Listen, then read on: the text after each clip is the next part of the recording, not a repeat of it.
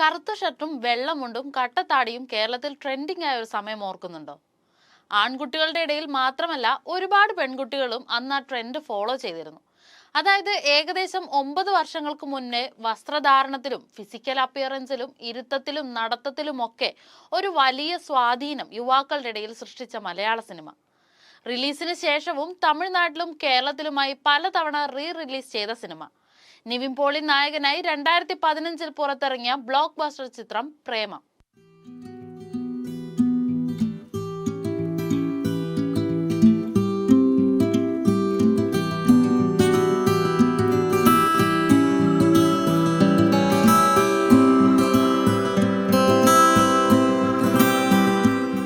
കേരളത്തിലും തമിഴ്നാട്ടിലുമായി ചിത്രം അന്നുണ്ടാക്കിയ ഓളം ചെറുതൊന്നുമായിരുന്നില്ല. അൽഫോൻസ് പുത്രന്റെ സംവിധാനത്തിൽ എത്തി ഹിറ്റടിച്ച ചിത്രം തമിഴ്നാട്ടിൽ ഈ കഴിഞ്ഞ ദിവസം റിലീസ് ചെയ്തിരുന്നു. വാലന്റൈൻസ് ഡേയോടനുബന്ധിച്ച് വീണ്ടും പ്രദർശനത്തിനെത്തിയ ചിത്രം വമ്പൻ പ്രതികരണങ്ങളാണിപ്പോൾ നേടിക്കൊണ്ടിരിക്കുന്നത്. സായ് പല്ലവി, മഡോണ സെബാസ്റ്റ്യൻ, അനുപമ പരമേശ്വരൻ എന്നിവരെയെല്ലാം അണിനിരത്തി അൽഫോൻസ് പുത്രൻ സംവിധാനം നിർവഹിച്ച പ്രേമം കളക്ഷൻ റെക്കോർഡുകൾ ഭേദിച്ചിരുന്നു. നിവിൻ പോളിക്കൊപ്പം ശബരീഷ് കൃഷ്ണ, ശങ്കർ, ഷറഫുദ്ദീൻ തുടങ്ങി നിരവധി താരങ്ങളും ചിത്രത്തിൽ അന്നുണ്ടായിരുന്നു. തമിഴ്നാട്ടിൽ ചിത്രം 200 ദിവസത്തോളം ഓടിയിരുന്നു.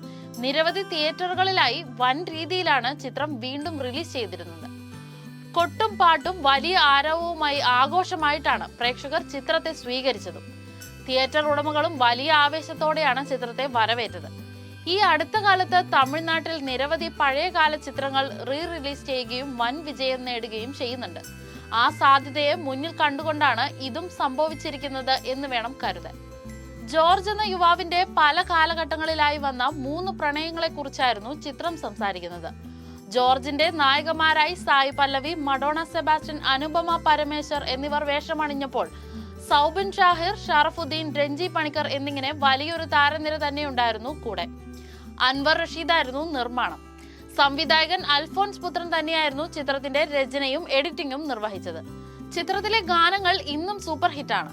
സംഗീതം, അഭിനയം, ഛായാഗ്രഹണം, കൊമേഡിയൻ, മികച്ച ചിത്രം എന്നതുൾപ്പെടെയുള്ള ഒട്ടനവധി അവാർഡുകൾക്ക് നോമിനേഷൻ ലിസ്റ്റിൽ വരികയും പല അവാർഡുകൾ കരസ്ഥമാക്കുകയും ചെയ്തിരുന്നു പ്രേമം. 2015 ജൂണിൽ പ്രേമത്തിന്റെ പൈറേറ്റഡ് പതിപ്പ് ഓൺലൈനിൽ പ്രത്യക്ഷപ്പെട്ടത് വലിയ വിവാദങ്ങൾക്കിടയാക്കിയിരുന്നു. ഈ കേസുമായി ബന്ധപ്പെട്ട 3 കൗമാരക്കാരെ പോലീസ് പിന്നീട് അറസ്റ്റ് ചെയ്തു. 2016 തെലുങ്കിലേക്കും ചിത്രം റീമേക്ക് ചെയ്തു. നാഗചൈതന്യായിരുന്നു നായകൻ.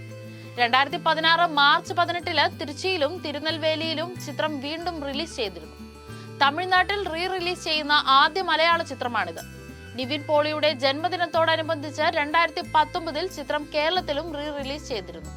ഇപ്പോൾ വീണ്ടും തമിഴ്നാട്ടിൽ റിലീസ് ചെയ്ത് മികച്ച പ്രതികരണങ്ങൾ വാരിക്കൂട്ടുകയാണ് ചിത്രം. Entertainment desk, movie world media. നിങ്ങളുടെ ഡിസൈനർ ഹോം എന്ന സ്വപ്നം യാഥാർത്ഥ്യമാക്കുന്നു. സാൻബിൾഡ് ഡിസൈൻഡ് ബൈ കോൺസെപ്റ്റ്സ്.